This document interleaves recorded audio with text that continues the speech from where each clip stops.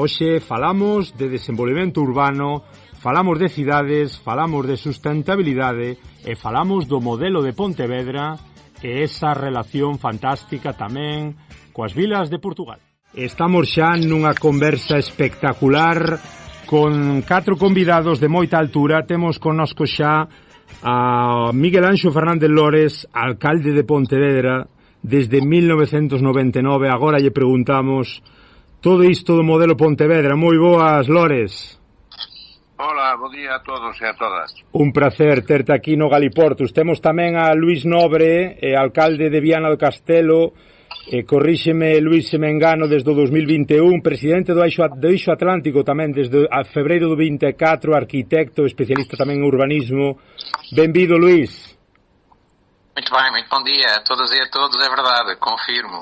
É un placer terte tamén aquí, escóitasevos moi ben os dous. Temos por aí tamén ao presidente da Cámara de Santarém, bastante máis o sur do Miño e do Douro, cunha perspectiva seguro que interesantísima, João Teixeira Leite. Bon día, João. Muito bom dia a todos, um abraço amigo e fraterno, é um gosto estar aqui convosco. Bom dia. O prazer é noso, e como non, a grande organizadora que nos deu estes contactos tan fantásticos, enxeñeira e urbanista, presidenta do Instituto de Cidades e Vilas con mobilidade en Portugal e fundadora tamén da mesma institución no Brasil, traballando neste tipo de cuestións desde hai moitos anos. Escoítanos tamén por aí Paula Teles. Benvida, Paula. Bom dia a todos e a todas e bom dia, Germano, e obrigada por este programa fantástico que tens feito. Paula, falamos en Portugal dun 63% de uso do automóvel, 20% do transporte público, 16% de xente que camiña, un de cada 100 utentes utilitarios que só usa a bici. Como está a mudar tamén a cousa en Portugal? Tú comentabas nunha entrevista de reducir o espazo para os coches. É assim, eu ando nisto há 30 anos, no mínimo, e há 30 anos que, se eu pensar nesse tempo, eu diria que ainda estamos ainda muito mal. Diria que o trabalho não tem sido devidamente feito, porque em 30 anos pouca coisa ainda se nota na rua, quando temos percentagens de taxa de motorização tão elevadas, como acabaste de dizer.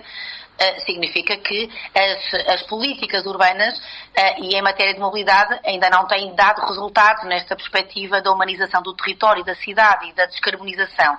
Mas também não posso pensar desta maneira apenas, porque quando nós conhecemos o trabalho que é mudar uma cidade, mudar a cultura, mudar as próprias infraestruturas que foram desenhadas a partir dos anos 80, assentadamente naquilo que era a cidade para os automóveis, para os carros, nós temos que compreender que este trabalho exige tempo. E, portanto, eu nessa perspectiva, o que posso dizer é que, principalmente nas últimas duas décadas, desde o ano 2000, que eu vejo que as autarquias portuguesas têm vindo a trabalhar paulatinamente nessa mudança. Diria que, a partir da Covid, muito mais. Ou seja, eu penso que, pela minha prática profissional, que estamos a fazer mais há 5 anos para cá, desde que começamos com o Covid, do que nas últimas 2 décadas. A Covid levou a uma consciência nova. Perceber que a qualquer momento podemos ter que ficar em casa, não podemos circular e temos que ter um conceito no entorno da nossa habitação, daquilo que nós chamamos habitat. Ou seja, nós não vamos conseguir sobreviver a viver apenas na casa, na nossa habitação. Nós precisamos da rua para o encontro, precisamos da rua para um espaço também de lazer e também da rua que nos serve e que nos dá, no cotidiano, os serviços mínimos. Ir à mercearia, ir ao café, ir ao restaurante, ir ao cabeleireiro, enfim, fazer aquilo que minimamente nós conseguimos, se conseguirmos também trabalhar em teletrabalho, por exemplo. Isto trouxe um novo pensamento e trouxe novos desafios. E aquilo que eu vos posso dizer, enquanto técnica que gosta de trabalhar o poder local, ou seja, o território de proximidade. É que, de facto, neste momento, eu verifico que os nossos autarcas, os nossos alcaides, estão muito mais consciencializados. A Europa também assim o exige e recomenda, e eu diria que neste momento estão-se a unir muitas forças para uma mudança cultural e uma mudança de mobilidade urbana sustentável. Este, como os nosos ouvintes xa saben, é un programa galaico-portugués, sempre a unir voces dun e do outro lado. Evidentemente, esta reunión tan espectacular de voces do lado galego e do lado portugués ven en relación dos múltiples eventos e das múltiples xuntanzas ás que está sempre, digamos, relacionada a Pontevedra. Houve unha serie tamén de visitas á cidade do Lérez por parte portuguesa de ata 30 técnicos no 2022 e penso que de 8 cidades tamén o ano pasado, hai uns meses en 2024, que visitaron Pontevedra para saber un pouco como eran esas prácticas de mobilidade sustentável e como era definitivamente un pouco isto de esa cidade humanizada. Preguntoche, Paula, que é isto todo da rede de cidades que camiñan e como está esta perspectiva de cidades que camiñan do lado portugués? Muito bem, grande pergunta, e eu penso que esse foi, nesse momento, o denominador comum que nos une aqui neste programa hoje. Eu queria dizer, antes de mais, que o Miguel López é para nós uma inspiração. E eu espero que a sociedade, pelo menos ibérica, já não digo a mundial, que um dia esteja à altura de lhe fazer o reconhecimento devido. É um homem que, sendo médico, conseguiu a certa altura da sua vida colocar-se ao serviço coletivo e público, através de ser Presidente de Câmara, e fazer uma revolução na sua cidade, que todos nós conhecemos. E o que é que eu tenho feito? Eu há muitos anos que conheci o trabalho, logo no início da primeira legislatura do Miguel, conheci o trabalho que estava a fazer, e como sou uma mulher que acredita no planeamento e não apenas nas medidas que por vezes estão avulso, quis logo estudar esse assunto muito bem e conhecê-lo. E tenho sido uma admiradora do seu trabalho e da sua equipa, naturalmente, e a minha função em Portugal cumpre-me desde o início fazer o quê? Juntar municípios, trazer municípios para visitar Pontevedra, para aprenderem no terreno as boas práticas que estão lá tão claras e tão evidentes, em vez de, muitas vezes, nós andarmos a visitar a Holanda e a Bélgica e outros países que estão mais longe, não deixam de ser importantes, mas por vezes nós não precisamos de ir tão longe. E então, eu vivendo no Porto, e a Galiza sendo uma cidade, para mim, muito próxima, o norte do país e a Galiza é mesmo território, é a mesma coisa, nós compreendemos muito bem.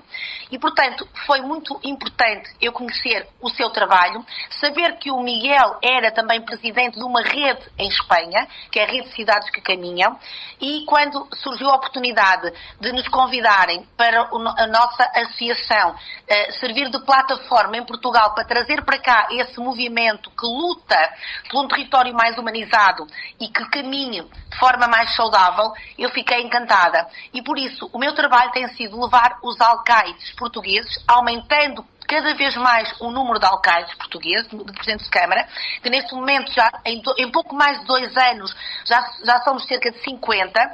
Eu chamo a atenção que em Portugal nós temos 300 Presidentes de Câmara, temos 300 câmaras municipais, é um número muito inferior de Espanha, e, portanto, já um número muito considerável que paulatinamente entram na nossa rede, na nossa plataforma e connosco querem aprender mais rápido.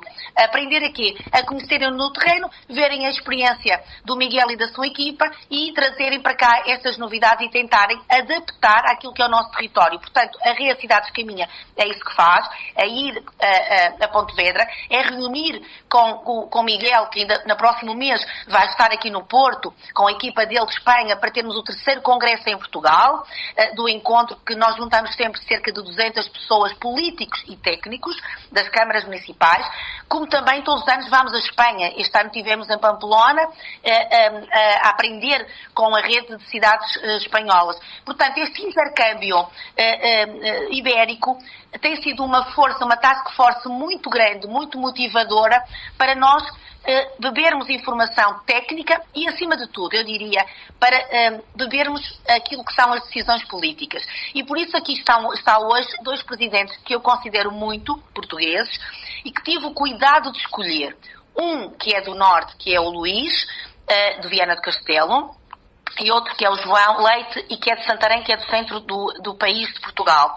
Atenção, ambos lideram municípios que estão capitais de distrito. Portanto, nós em Portugal não temos regiões, mas temos umas organizações por um conjunto de municípios.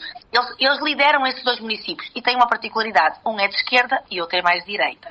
E isso é importante, porque senão, quando nós somos técnicos, temos aqui um problema para resolver. E também são de uma nova geração política. E uma nova geração que, segundo aquilo que eu vejo e que assisto na sua atividade política, não está preocupada por perder votos. Não está preocupada por aquilo só que dizem que as pessoas pensam. Estão preocupados, acima de tudo, por implementarem uma missão que acreditam. E é essa missão que acreditam, que também acreditam numa mobilidade sustentável, que os fez estar aqui hoje e ser escolhidos pela rede, porque pertencem ao projeto, ambos pertencem à rede Cidades que Caminham, e connosco e com o Miguel estão a desenvolver um conjunto de ações políticas muito importantes naquilo que são o seu município e que eu acredito que vão mostrar nos próximos anos que vão ficar na história dos autarcas dessas terras, dessas cidades grandes. E, portanto, era isso exatamente que eu queria aqui dizer, que são 2 câmaras que representam, no fundo, teriam que ser só 2, senão não saíamos daqui hoje, mas que representam de forma simbólica 2 estratos muito importantes da política portuguesa, que é o PSD e o PS, e, acima de tudo, que trabalham na rede, connosco, com aquilo que são as orientações do nosso Presidente de Pontevedra, e que connosco querem realmente criar cidades para as pessoas e cidades que nos inspiram. E cidades que acolhem. Sim, essencialmente cidades que acolhem. Dona Paula fala de... Pois con unha visión de futuro que é importante, non? Déixame preguntar a Paula, fala Lores, Dona Paula, fala de por desta vontade, non? Desta vontade de mudanza. Cando tendes as reunións cos diferentes cidades, vedes que hai un compromiso real das cidades bueno, un pouco con visión de mudanza, ou simplemente moitas delas tamén se suman a este cambio, a esta mudanza porque está na moda, porque hai que tecer alianzas e porque é todo moi bonito isto de aliarse. Não, eu acredito mesmo neste momento que os nossos presidentes compreendem que têm em cima da mesa tarefas muito difíceis e desafios muito grandes e que precisam mesmo de mudar. Eu sei que pode ser uma utopia, pode parecer uma utopia para os ouvintes o que eu estou a dizer, mas não, eu acredito mesmo. E torno a dizer, acredito hoje. Se fosse há 20 anos atrás, eu diria que era porque era moda. Não, hoje não.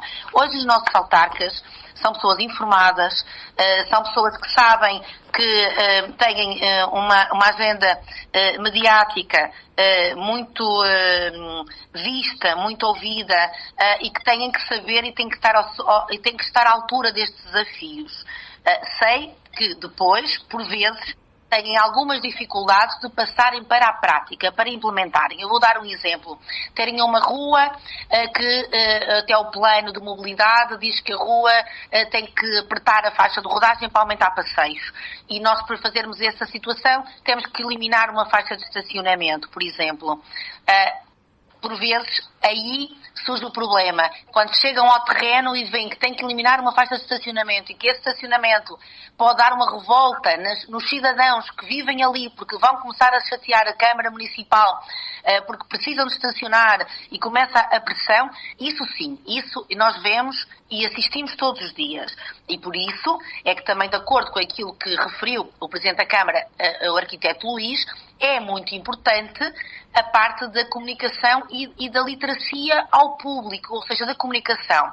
E eu acredito que quanto mais nós formos capazes de explicar, de informar e de dar formação aos cidadãos sobre o que é hoje o problema e o que é que pode acontecer se nós não fizermos esta mudança, Portanto, essa parte é essencial para nós conseguirmos implementar as medidas que temos que implementar, que muitas delas são disruptivas.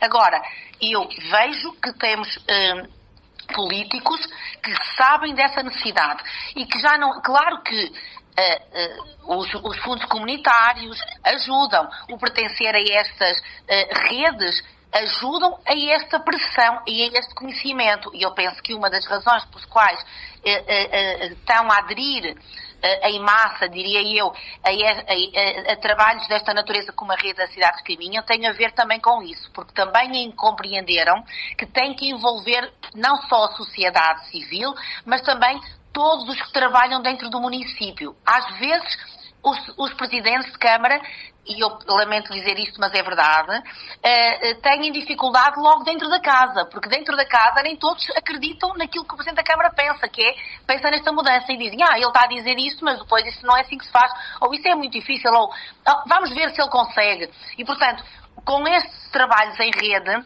com esta passagem de informação, de boas práticas, de experiências, de dificuldades, de caminhos que são difíceis, mas que têm assim desta forma resultados, as câmaras municipais também estão a envolver as equipas técnicas menos acreditadas para o efeito destas mudanças. E, portanto, neste momento a dificuldade que eu sinto que têm é passar a mensagem de que não se pode mais andar para trás, que não se pode mais estar parado e que tem que ser disruptivo. E de facto, o plano da comunicação é o mais difícil. É por isso que, quando eu vou a um município, eu não consigo nunca dar logo, colocar-me na postura técnica de dizer, aqui vamos fazer isto, sem antes dar um tempo de conhecimento, de literacia, de cultura desta informação que é complexa, que é transversal, que é multidisciplinar, sobre o que é que se está a passar hoje nas grandes cidades, para que depois, quando, passados 10 minutos, nós entrarmos naquilo que é, ou que são as propostas que o município tem para a cidade, nós termos a consciência de que, se calhar, quem está a ouvir já teve ali 10 minutos de literacia e se calhar já vai pensar diferente. Faço-me entender? Portanto, eu acho que este ponto é muito importante, mas também sinto que as câmaras municipais, com mais peso, com mais vontade de mudar, estão a fazer um trabalho muito importante na comunicação. E isso é fundamental. Como pensas, Paula, que está influindo o movimento involucionista, reaccionario, negacionista actual, non? Un pouco aí na xenda urbana sustentável. Pensas que se poden parar algúns dos avances logrados? Eu penso que isso vai, com o tempo, nós vamos matar esses movimentos, ok? Eu penso que esses movimentos não têm futuro e o que tem futuro é realmente aquilo que o Miguel acabou de dizer. Quando nós estamos numa cidade e percebemos que a cidade é de todos, que a cidade permite essa questão de democracia, ver pessoas sentadas num banco de jardim, ter autarcas que começam a dizer, Paula, realmente é preciso pôr mais bancos, é preciso pôr mais árvores. Isso é algo que é novo, que é recente, pelo menos em Portugal. É muito recente, cuidar da paisagem e cuidar da cidade como realmente se fôssemos um médico. E, portanto, eu acho que esses movimentos negacionistas que vão existindo, eles com o tempo e com a tal literacia que todos os dias muitas pessoas tentam imprimir na mudança da gente do nosso país, não é? Eu penso que isso vai ser rapidamente terminado. Claro que haverão sempre outros, haverá sempre uma minoria que há de aparecer, mas o importante é nós mostrar que a cidade segura, como aqui foi referido, é a cidade que tem pessoas, e que tem pessoas de todas as políticas, de todas as religiões, de todas as cores, que nós também, hoje que tem sido muito falada a questão dos imigrantes, nós precisamos também de imigrantes, nós precisamos de pessoas para trabalharem cá connosco, precisamos é de saber onde é que elas estão, naturalmente, mas precisamos que a cidade, enquanto espaço que recebe, seja acolhedora e que possa cuidar de todos, porque precisamos deles todos. Todos na sua também diferença de mobilidade, como nós sabemos, não é? Porque há pessoas diferentes.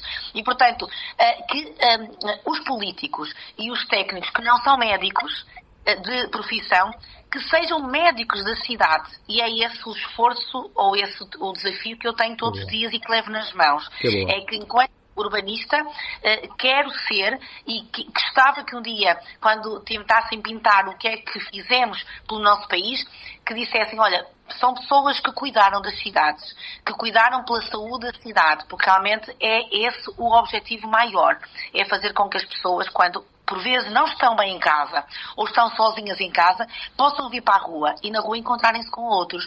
E essa é a nossa maior motivação de todos os dias, de trabalhar, de dar aulas na universidade, de ter empresas, de criar, de escrever nos jornais, de comunicar na imprensa. Esse é o maior motivo que nos movimenta todos os dias no nosso dia-a-dia. E também concordo com o Miguel. Quero ver as segundas-feiras cheias de gente no meu país, como vejo em Pedra.